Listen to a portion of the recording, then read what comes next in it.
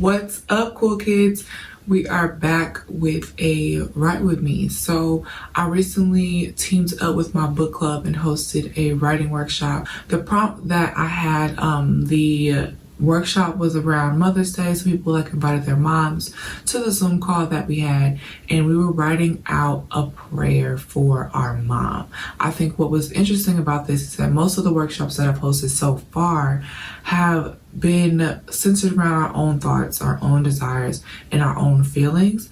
And this was the first time that I was asking you to write about someone else. So if you want to write along, the prompt is to describe your mom in one word. So we're describing her in one word. My word is resilient.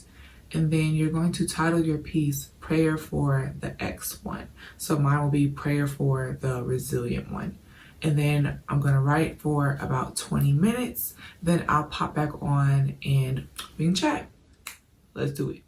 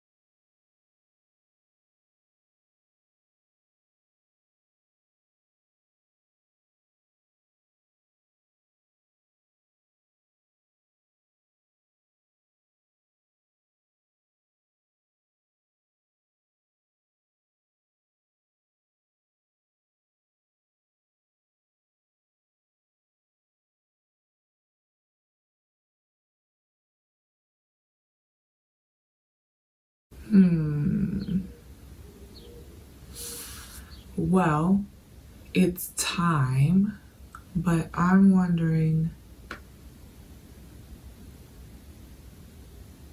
I'm going to share what I have, and I'm actually going to share what I wrote before, and we'll just take it from there. Okay, so I've answered this prompt twice now. Definitely more satisfied with the 20 minutes that I spent on it today versus what I did before. But I want to spend more time with each of them. So for these Write With Me challenges, I definitely think I want to keep it at 20 minutes unless I for sure am working on a specific thing where I know I'm going to need more time. But just to kind of get some thoughts down, I kind of want to do some 20-minute sprints. And so I did this prompt 2 days ago for the first time, and so I'm going to read that out to you guys, and then I'm going to read what I just wrote next. And so That way you can kind of see how differently I'm attacking the prompt in this way. So, here we go. Prayer for the resilient one. Prayer for the one who passed her resilience to me. In all your bad days, you found band-aids, gauzed up your scars and marched on. A soldier in a war you didn't sign up for. A hero in many respects. This prayer is to thank you for not backing down in moments of terror. For not taking rest in the middle of the test, I pray you find rest. For a cool recliner chair to find you, with your favorite pecan ice cream and an iced tea. For time to stop long enough for you to remove your armor and be free. So that's the first one. Actually, rereading it again ain't that bad. Where what I wrote today is this. Prayers for the resilient one. A removal of your armor. A removal of guilt and shame. That I stop burdening you with guilt and shame. That you gain more money than any man could provide. That you stop longing for a man to provide. And instead that you believe in yourself. That your faith in God begins to rise. That you can teach me a thing or two again. You lived a life before mine began, one that I will never get a glimpse of. But the fossils of what once lived remain in the hump of your shoulders. Archives of smiling for others outlined in the space under your eyes. A history of not depending on others told in each sermon you preach. This is a prayer for the resilient one. One that was resilient without choice. One who had no moment to slow down and be a kid. For the kid who had a kid, I thank you. You're stronger than many give you acclaim. It is an honor that I name you Mother. So kind of actually the beauty in both of these is how I read them. I think that when I read a piece, it kind of makes it come alive, where when I look at it, I'm like, okay, it's just a couple of lines, or okay, this is just like the first one, I think was kind of short. And so I don't give it as much credit, I believe, where when I say it out loud, which you guys might have saw me doing in the 20-minute sprint, where I would pause and you would see me mouthing, and that was me reading the piece. I definitely read as I write, even for things that are short, even for things that I don't plan on reading out loud on a stage. I want to always read the piece and kind of see where it flows. I definitely don't have commas or hard stops in places where I comma out loud or hard stop out loud. And so to kind of see my flow and my cadence and how I'm going to pause and how the lines naturally come alive, I just have to say it. And so that's something that I do for me. And it also kind of gives me more permission to try things that I think wouldn't be okay. But then once I start talking, I'm okay, actually, I like where we're going here.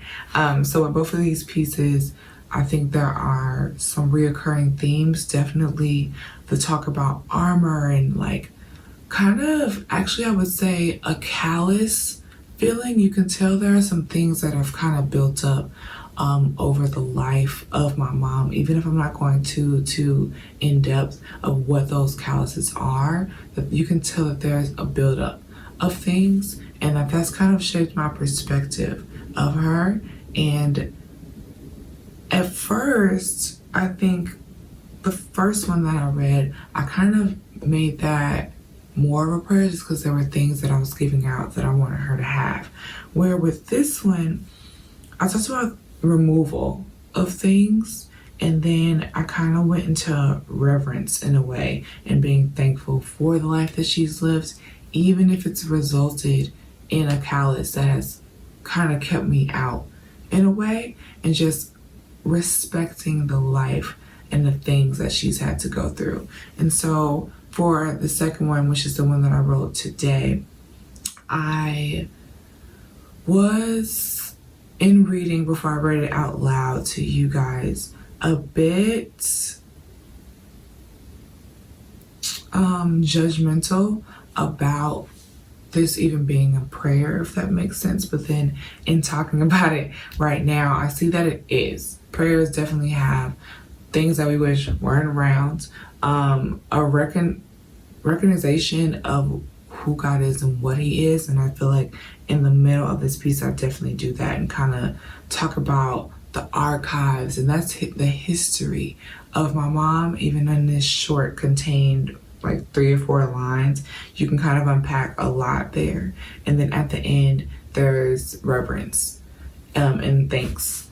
So I think that in doing these prayer poems, you could definitely even do like prayers for the relentless one, and that could be about Corona. I think I'm gonna do that myself, and just doing it for different feelings that we feel, different things that we might be holding on to, and things that we haven't unpacked. I haven't really unpacked how my mom is resilient, what's made her resilient, how that's affected me, how I might be resilient in my own life, and how that's a direct correlation to her. And so even me doing this piece twice, and what I pulled out in one versus what I pulled out in another, I'm still unpacking it. And so it can definitely be a powerful tool for you to use in seeing how you're feeling about something. And then calling it a prayer kind of releases you, I think, to be more vulnerable. Prayers are no specific cadence. There aren't a certain wordplay that you have to have. It's strictly you being real about what's going on with how you feel, about what you desire, and what you're feeling is being desired upon you, and just being able to sit in that.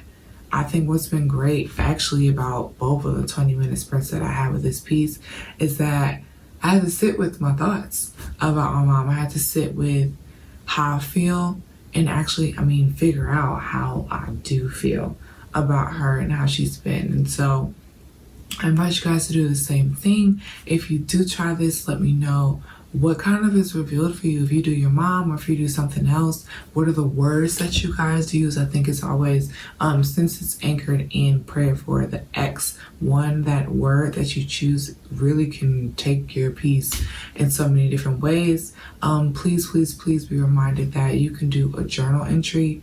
I don't even know what mine is. I guess it's a piece of prose in a way, but you could do a straight up a poem, a rant, just a listicle. There are so many different ways that this can come alive. And so if you try it out, let me know. Be sure to hit me on social. You can always reach out at Zest of Des, which is my personal, or you can hit me on the podcast at Power and Prose Podcast. And be sure to give the podcast a listen too. If you listen, let me know how you feel about it in the comments below. This is great. See you for the next Write With Me. Bye.